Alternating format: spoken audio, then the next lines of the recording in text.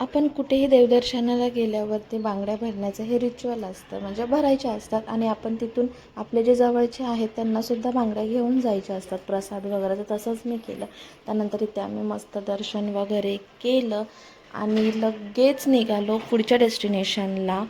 आम्ही निघालेलो तुळजापूरच्या धाकट्या बहिणीकडे, म्हणजे येरमाळ्याला येडाईला.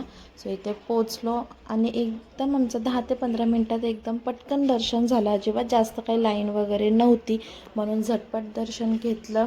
इथे बघू शकता लाईन लागलेली आहे आणि हे सगळं मी फर्स्ट टाईम केलेलं. या साईडला मी फर्स्ट टाईम आलेली लग्नानंतर. सो तिथून आम्ही परत तुळजापूरला आलो स्टेसाठी. दुसऱ्या दिवशी आपल्याला दुसरीकडे जायचं आहे, त्यामुळे मग तुळजापूरमध्ये आलो.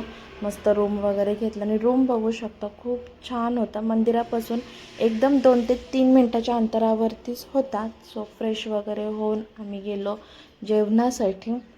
सगळं तिथे जवळच आहे, माहितीच आहे जर तुळजापूरला गेले असाल तुम्ही तर.